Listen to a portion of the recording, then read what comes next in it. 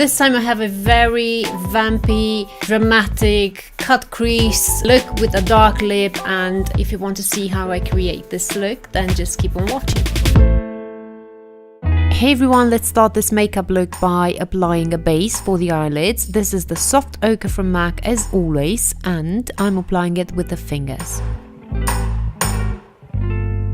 Then to set the base, I'm using a longwear eyeshadow from Art Deco in the shade Matte Shell.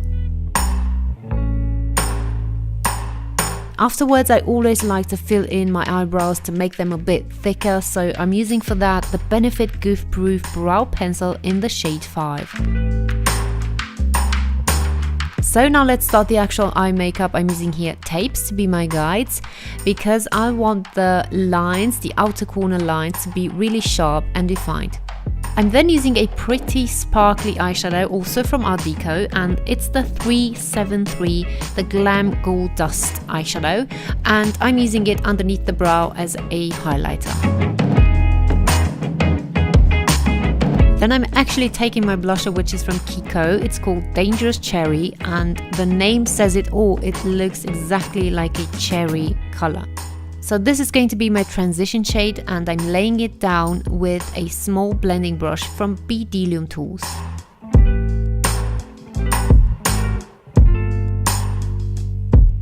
To give dimension to the crease area, I'm using then I'm Into It from MAC, which is a matte eyeshadow, and this brush is from Ziva. Next eyeshadow is the very known Handwritten from MAC also. I'm applying it with a Ziva pencil brush to the outer corner of my eye. I want that deep intensity exactly there, and I'm also going a bit into my crease with it. So the next step, as you can see, is the crease cutting. I've already started with it. I'm using here the soft ochre from MAC and a brush, which is my favorite to do this step. It's flat and it has the long stiff bristles, which makes the job quite easy. On the lid, I'm using next this absolutely gorgeous color from L'Oreal. It's called Flashback Silver. It's like a duochrome color. It has this very soft lilac-y undertone, but also sparkles of silver through it. It's definitely not dry, this eyeshadow. It's also not a cream eyeshadow. It's something in between, and have I said, it's gorgeous. Okay, next I'm doing the hardest step of this look, which is the eyeliner. I mean to do that kind of a half moon application. I don't know if it's called like that, I'm just naming it. So this is the mapping out of the shape first, because I need to see how thick and how far I need to go with it. Afterwards, I'm just going to fill in everything, and hopefully I'm going to have something, you know, what I had in mind to do.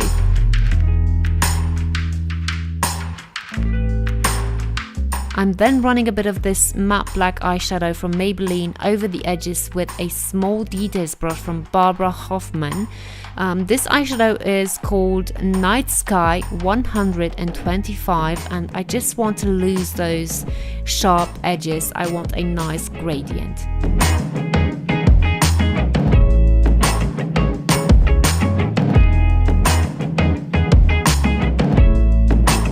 Okay, so I'm leaving the eyes for now. As always, I'm going to move on to the base and do the eyes later.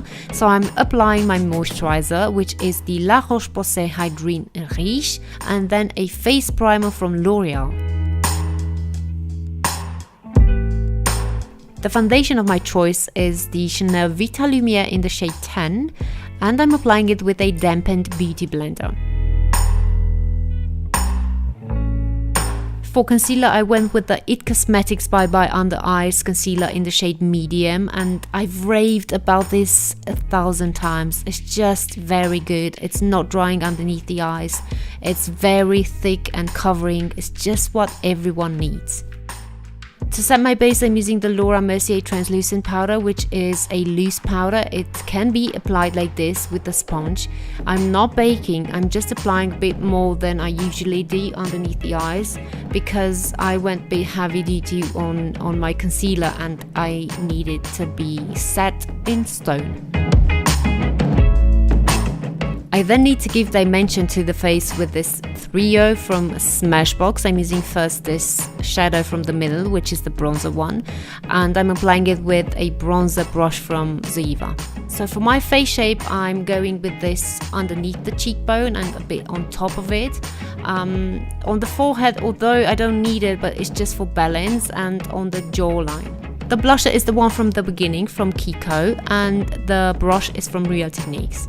I should mention that I forgot to film the entire application of the highlighter. I'm really sorry guys, I just didn't notice it. I used one of the shades from the Luvia Cosmetics palette. It has like lilac-y undertone and it goes really well with the eyes.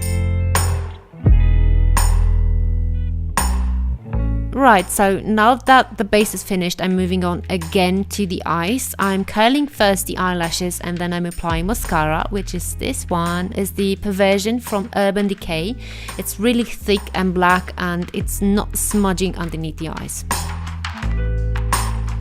I wanted to make this look out of this world, so I applied a liquid eyeliner from Stila in the shade Paradise Pink on my crease line.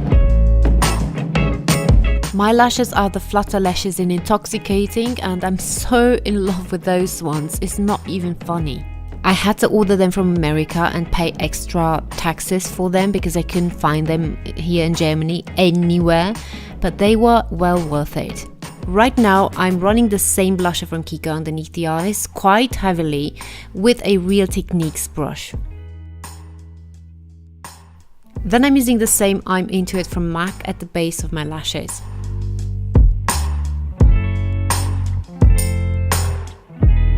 The previously used gel eyeliner from Inglot in the shade 77 is going right into my both water rims.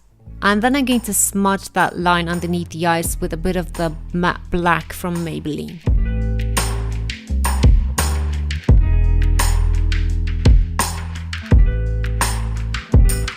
On the lips I apply then a Kiko Into the Dark metallic color in the shade 2 and then a lipstick from Maybelline, you're going to see that in the shade Pink Punch.